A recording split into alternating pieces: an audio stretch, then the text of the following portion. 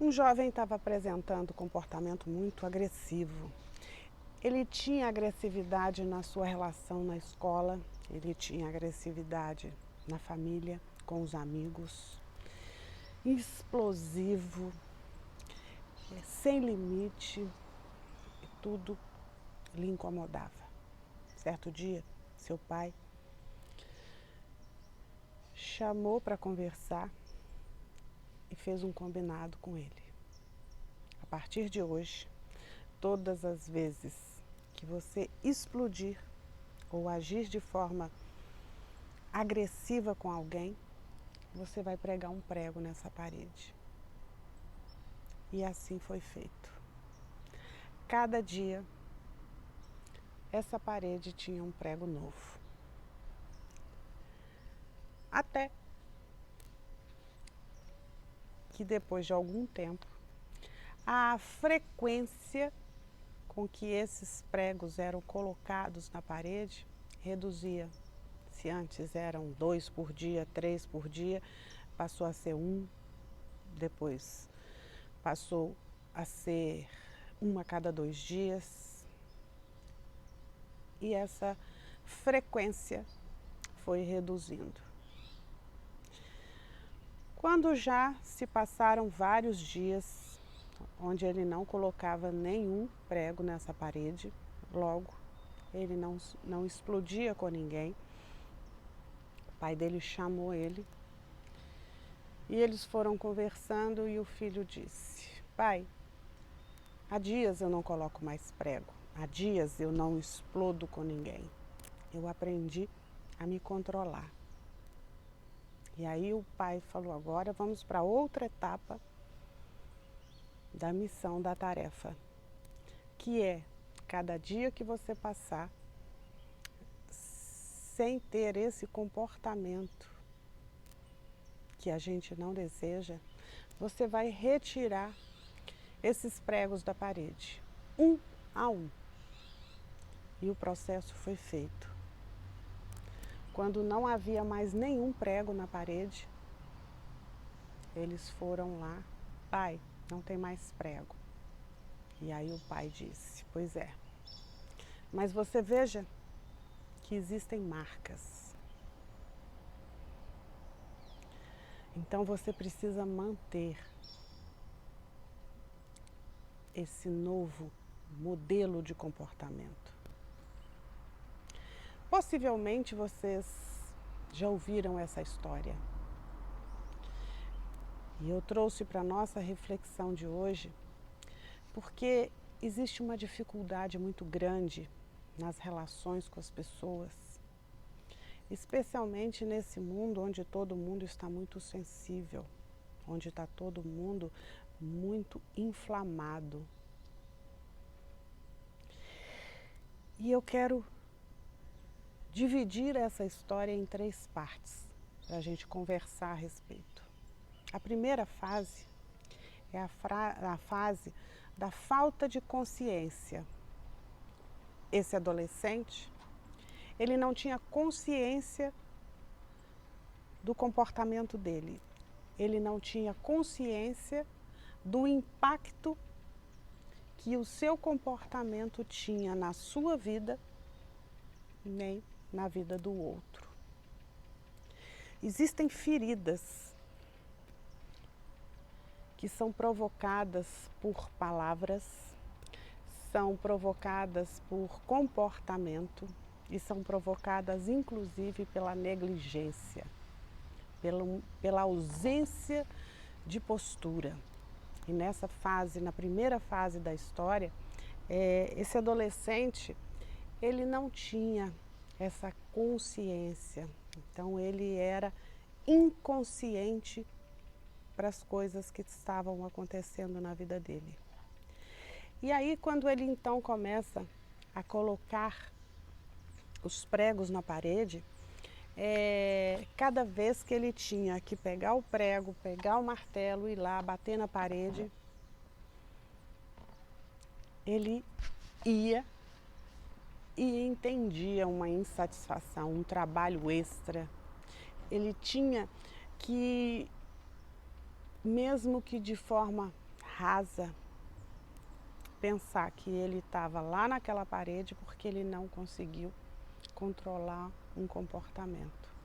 E como o nosso cérebro gosta de economizar energia, ele gosta de ir ao encontro das nossas vontades e das nossas satisfações, o cérebro dele começou a dizer inconsciente para ele, olha, é melhor você não explodir, porque se você explodir, você vai ter que ir lá colocar um prego.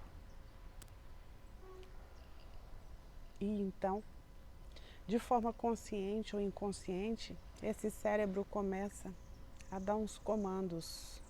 Aguenta um pouquinho, pensa direito, não explode, senão você vai pôr o prego. Então, essa é a segunda etapa, onde ele começa a tomar consciência desse comportamento e ele começa a perceber em si sinais de que a explosão lhe fazia mal e ele não tinha consciência disso, porque ele arrependia depois, porque ele fazia os outros ficarem chateados, as pessoas a quem ele amava, muitas das vezes.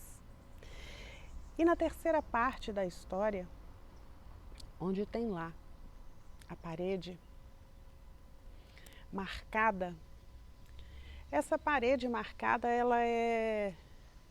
são machucados. E nós temos no nosso corpo cicatrizes de machucados que às vezes foram mais profundos, foram maiores. E existem aqueles machucados que não deixaram marcas, mas não significa que eles não existiram, não é mesmo? E sobre essa terceira etapa, eu queria ressaltar 2 pontos. O fato das marcas estarem lá, existe uma perspectiva interna, existe uma perspectiva externa. Essa perspectiva interna, ela diz que nós fizemos um esforço e nós sabemos qual foi o tamanho do esforço que nós fizemos para controlar esse comportamento. E muitas vezes, apesar da gente fazer um movimento que nos exige muito, o outro não tem noção da dificuldade, porque para ele é muito mais difícil explodir com os outros do que entender que controlar esse impulso seja tão difícil. Então, não necessariamente essa decisão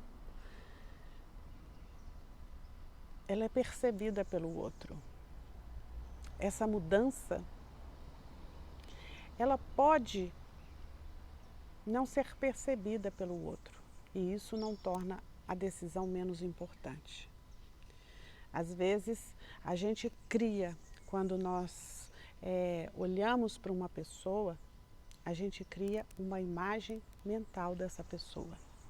E quando as pessoas que são impulsivas, que são agressivas, elas demonstram essas habilidades não bem-vindas no meio social, as pessoas criam uma imagem e criam uma identidade para essa pessoa. Fulano é agressivo, fulano é explosivo, fulano é grosso, fulano é tosco.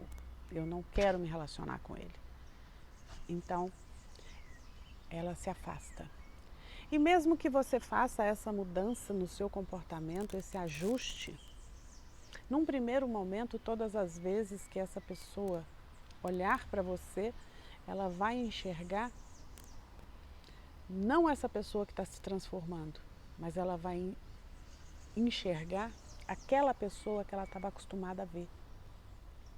E muitas vezes as pessoas que estão nesse processo de controle, de gerenciamento desse comportamento explosivo, eles dizem assim, para que eu vou ficar me esforçando se ninguém me reconhece? Se ninguém reconhece minha mudança, é preciso persistência, é preciso um cuidado diário, uma atenção diária, porque nós promovemos essa imagem e agora nós estamos apresentando uma outra imagem e nós precisamos de dar tempo para que as pessoas percebam que de fato a nossa mudança, ela não é uma mudança estratégica, ela é uma mudança consistente, que vai se perenizar ao longo do tempo.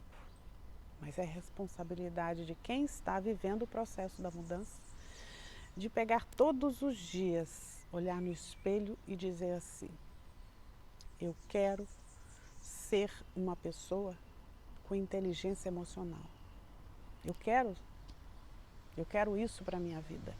E todos os dias você reafirmar esse compromisso com você, por você e para você. E os outros, eles vão perceber se você tiver consistência. E eles vão perceber também se for só uma estratégia para um ganho imediato que você está enxergando ali na frente.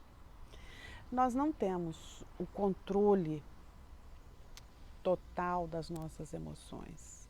Nós não temos o controle total daquilo que nós estamos sentindo. Mas nós podemos ter um controle bastante consistente do comportamento, do que nós fazemos com o que nós estamos sentindo. Esse gerenciamento dessas emoções para direcionar